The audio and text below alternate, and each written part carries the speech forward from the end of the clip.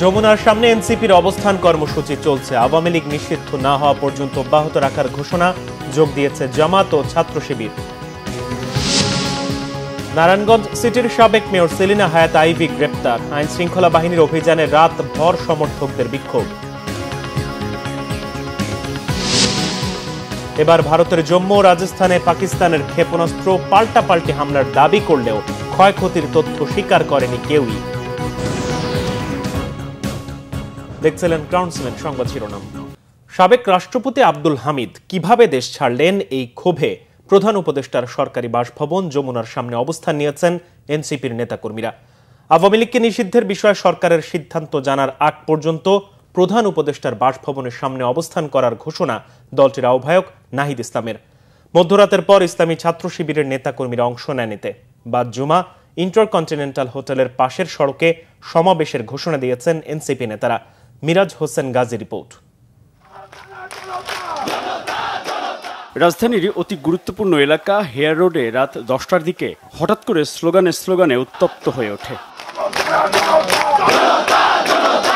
রাত বাড়ার সাথে বাড়তে থাকে জমায়েত, সাথে জোরালো হয় আওয়ামী লীগকে সংগঠন হিসেবে নিষিদ্ধের দাবিতে স্লোগান।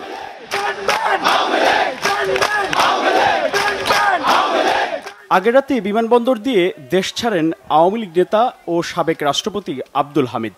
এর প্রতিবাদে ক্ষোভ প্রকাশ করে সামাজিক যোগাযোগ মাধ্যমে প্রতিক্রিয়া জানান জুলাই অভ্যুত্থানের নেতাদের অনেকেই। তাদের রাজনৈতিক দল জাতীয় নাগরিক পার্টির অন্যতম নেতা হাসনাত আবদুল্লাহর আহ্বানে প্রধান উপদেষ্টার হেয়ার রোডের বাসভবনের সামনে অবস্থান কর্মসূচির ঘোষণা।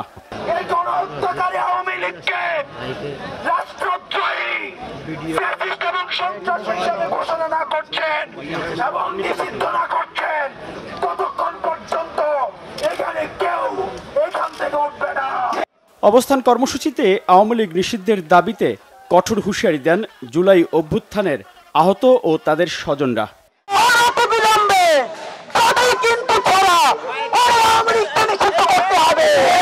তাদের নাকের ডাকা দিয়ে একজন বড় ধরনের আগবওয়াল আওয়ামী লীগে তিনি পালিয়ে গেলেন। সুতরাং তিনি বলতে পারেন না যে কারা, তাহলে আমাদেরকে 24 ঘন্টার মধ্যে তিনি জানাবেন যেটা কারা এবং তাদের বিরুদ্ধে কি ব্যবস্থা নেওয়া হচ্ছে, এটা জানাতে হবে 24 ঘন্টার মধ্যে। না হলে তো উনাকেও এই ব্যর্থতা দায় নিয়ে পদত্যাগ করতে হবে। রাত 1:45টার দিকে কর্মসূচিতে যোগ দেন এনসিপির আহ্বায়ক নাহিদ ইসলাম সহ দলটির শীর্ষ নেতারা। এর কিছু সময় পর অবস্থান কর্মসূচিতে আসেন ইসলামী ছাত্র শিবিরের নেতাকর্মীরা। আওয়ামী লীগ নিষিদ্ধে সরকারের সিদ্ধান্ত জানার আগ পর্যন্ত অবস্থান চালিয়ে যাওয়ার ঘোষণা দেন নাহিদ ইসলাম। এবং আমরা বলেছি আওয়ামী লীগকে নিষিদ্ধ না করে আমরা এই মাঠ ছাড়ব না।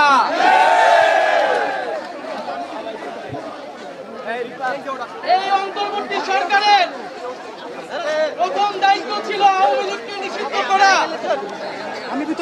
আমরা সরকারের ভিতরে সরকারের বাইরে সবসময় সেই দাবি বলেছি, কিন্তু আজকে 9 মাস পরে আওয়ামী লীগ নিষিদ্ধের জন্য আমাদেরকে রাজপথে নামতে হচ্ছে। রাতে শুরু হওয়া কর্মসূচিতে রাজধানীর বিভিন্ন এলাকা থেকে অংশ নিতে থাকেন বৈষম্য বিরোধী ছাত্র আন্দোলনের নেতারাও। মিরাজ হোসেন গাজী, বাংলা ভিশন, ঢাকা। বৈষম্য বিরোধী ছাত্র আন্দোলনের সময় হত্যা সহ একাধিক মামলায় নারায়ণগঞ্জ সিটি কর্পোরেশনের সাবেক মেয়র ডাক্তার সেলিনা হায়াত আইভিকে তার বাড়ি থেকে গ্রেপ্তার করেছে পুলিশ। পরে তাকে নেওয়া হয়েছে নারায়ণগঞ্জ জেলা পুলিশ সুপারের কার্যালয়ের গোয়েন্দা কার্যালয়ে। নগরীর দেওভোগ এলাকায় অবস্থিত চুনকা কুটির থেকে সকাল 6:45টার দিকে তাকে গ্রেপ্তার করা হয়। এর আগে রাত 11:30টা থেকে সাবেক এই মেয়রের বাড়ির সামনে অবস্থান নেয় পুলিশ। খবর পেয়ে বাড়ির বাইরে অবস্থান নেয় এলাকাবাসী। পরে সড়ক অবরোধ করে বিক্ষোভ সহ বাড়ির চারপাশ ঘিরে রাখেন তারা।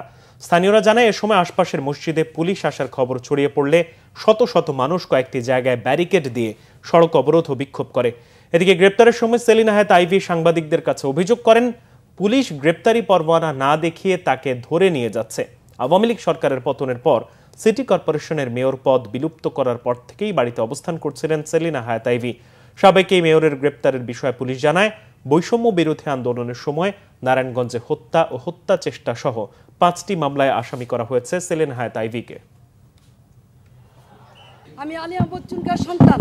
আমার যদি অপরাধ হয়ে থাকে জয় বাংলার জয় বঙ্গবন্ধু বলার কারণে, তাহলে আমি সেই অপরাধী হতে চাই।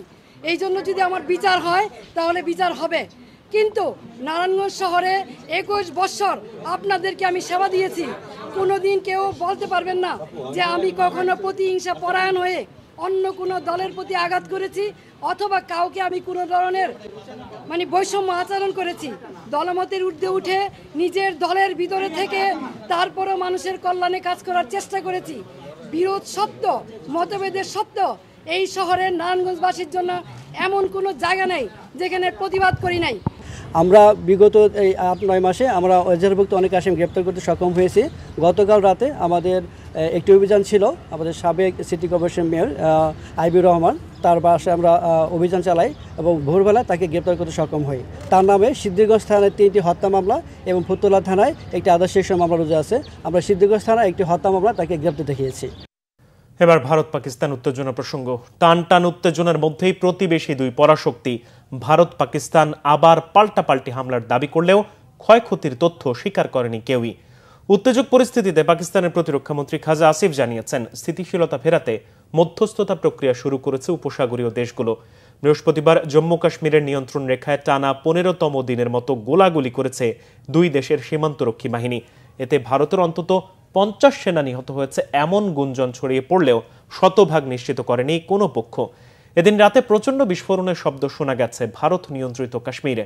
ব্ল্যাক আউট হয়ে যায় ভারতের কুপওয়ারা, পাঠানকোট, গুরুদাসপুর সহ একাধিক শহর। ভারতের তরফ থেকে শত্রু রাষ্ট্র থেকে ছোড়া মিসাইল ভূপাতিতের দাবি করা হলেও অস্বীকার করেছে পাকিস্তান। এছাড়া পাকিস্তানের একটি F-16 যুদ্ধ বিমান ভূপাতিত করার দাবিও অস্বীকার করে বলা হয়েছে এমন বিমান হাতে থাকলেও ব্যবহারের অনুমতি দেয়নি যুক্তরাষ্ট্র। এমন অবস্থায় পাল্টাপাল্টি হামলা বন্ধে বিশ্ব নেতাদের আহ্বান আলোর মুখ দেখতে শুরু করেছে। পাকিস্তানের প্রতিরক্ষামন্ত্রী খাজা আসিফ জানিয়েছেন, আরব উপসাগরের কয়েকটি দেশের শীর্ষ নেতারা মধ্যস্থতা প্রক্রিয়া শুরু করেছেন। হুঁশিয়ার দিয়ে বলেছেন, ভারতের বেসামরিক স্থাপনা এড়িয়ে গেলেও নিশ্চিতভাবে সামরিক অবস্থানে হামলা চালাবে পাকিস্তান সেনাবাহিনী। এমন এক সময় তিনি এই কথা বললেন যখন ইরানের পররাষ্ট্রমন্ত্রী পাকিস্তানও সফর করছেন।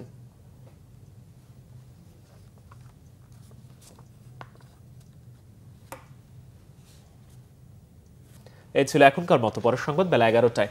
এছাড়া বাংলা ভিশন সংবাদ ও সংবাদ সংশ্লিষ্ট অনুষ্ঠান দেখতে ভিজিট করুন www.bbnews24.com ও facebook.com/banglavisionnews এবং সাবস্ক্রাইব করুন youtube.com/banglavisionnews। ধন্যবাদ।